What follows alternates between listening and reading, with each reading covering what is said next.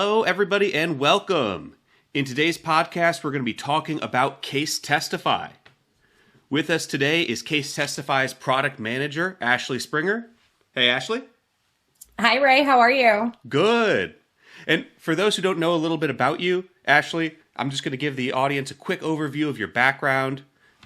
You've previously worked in court reporting, specifically operations, for most of your career before transitioning into legal technology. Is that correct? Yeah, that is correct. And how long have you worked with the CaseTestify platform? I've worked on CaseTestify for about 3 years now. Wow.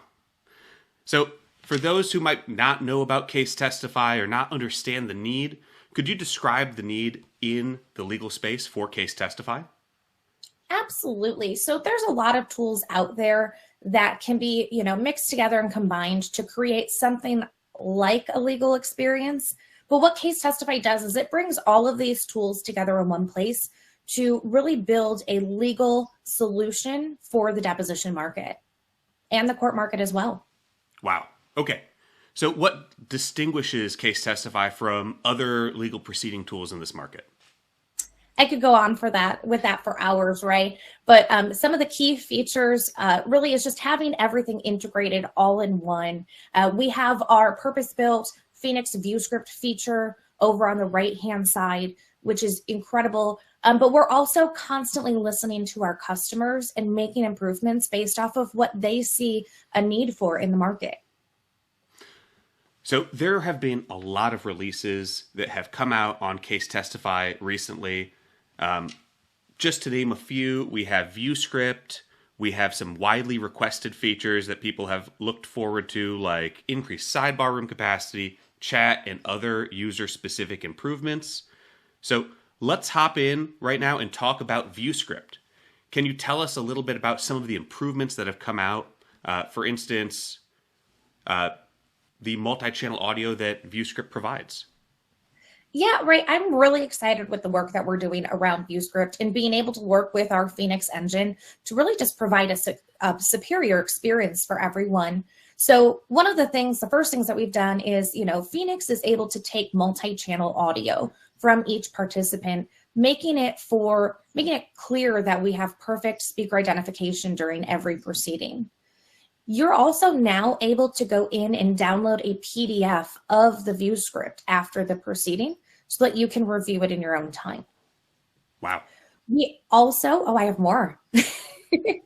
We also are going to be adding a feature where you can make notes on ViewScript, and that'll be part of that PDF that you download. So as you're going through your proceeding, instead of taking pen and paper notes and having to go back and compare, you can just make it right on that ViewScript snippet and have it available later. So the downloadable notes, are those going to be completely private? Yeah, those notes are completely private just for you. So you'll be able to say whatever you need to say. So whether it's, a reporter or videographer, or more likely counsel, co-counsel, or, the defending attorney, they'll be able to take those private notes based on what the witness is doing, saying, and reacting, download that PDF and use that when they're prepping for their next deposition or prepping for their actual case in court. Absolutely. So making notes about, someone's body language or maybe a question that you want to come back to in the future, you can utilize those bookmarks that we have on there as well. So there's a lot of power in ViewScript and being able to have all of those features all in one place. Another feature that we're going to be adding is the agencies are actually going to be able to select individual participants who can access ViewScript, which is going to be really awesome. Instead of just having it on for everyone or off for anyone, we'll actually be able to select participants on an individual basis that have access. Oh, that's fantastic. So they can really control, who's accessing those features and, more importantly, who might be paying for those deliverables. Exactly. We really want to give the agency complete control over their proceedings and allow them to utilize this in a way that works best for their workflows. Awesome. Let's talk a little bit about some of those widely requested features. I think one of the biggest ones is chat. Could you tell us a little bit about why we implemented chat and what some of the add-ons are for that chat function? Absolutely. So chat has just become something that is integral in all of the things that we do online. And it's really important if somebody needs to step away during a proceeding, or, maybe they just, are having a difficulty hearing people, it's quick and easy to send a chat. And I'll send you one right now, Ray. Oh, I see it. And you'll see that notification on the top. So it's not intrusive into your proceeding. You'll still be able to notice that somebody sent a chat, and you'll be able to click on it and reply back. In here, you can drop messages and attachments. So if you have a video or a PDF that maybe you don't want as an exhibit on the record, but maybe it's contact information. I know the reporters really like to collect everyone's email addresses. This is a great place for them to do that and have record of it.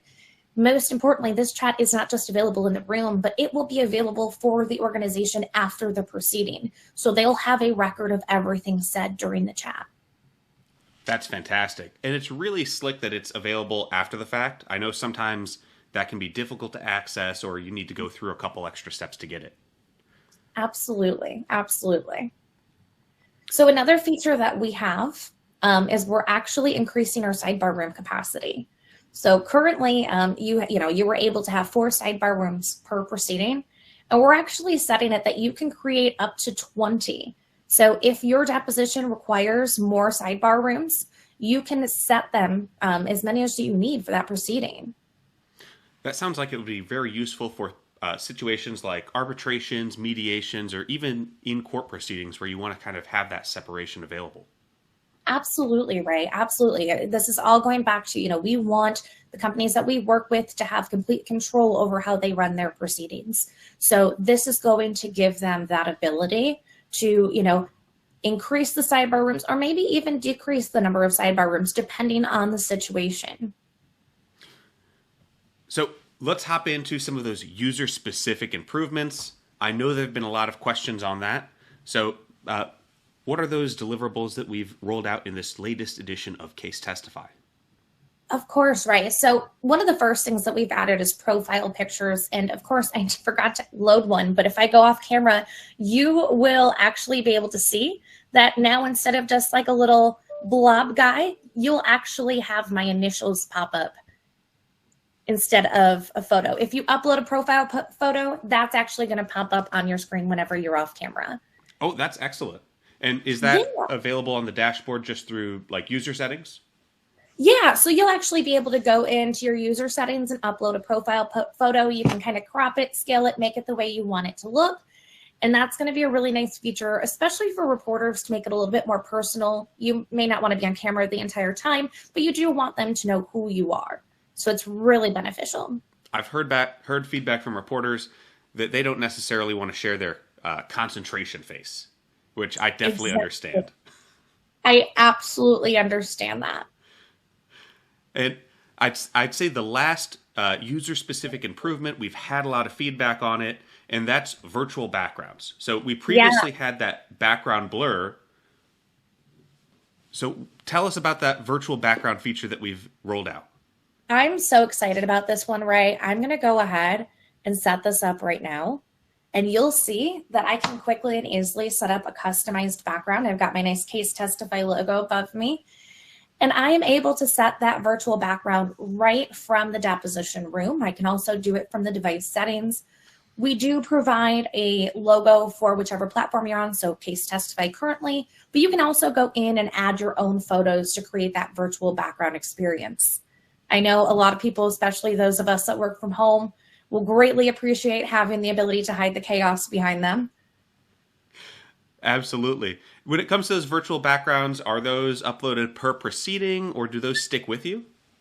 So you can upload them per proceeding. You do have to reselect them just every time you go into a proceeding, because we don't really know what your preferences are. So something that might work for one deposition may not be your top choice for another. So we do let you go in and select at each proceeding. But once you upload them, they're there for you at any time.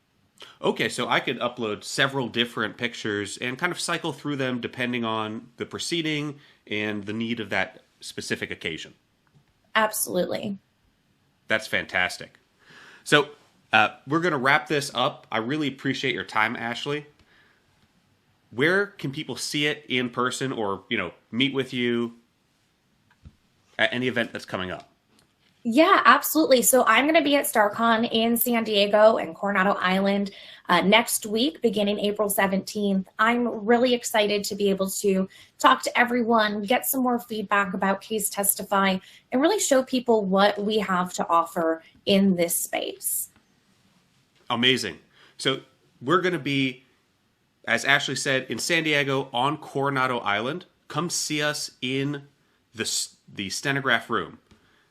Now, that's going to be 1 Coronado. Please register for StarCon. To register, visit staronline.org. That is STAR online.org. Thank you all so much. Thanks, everyone.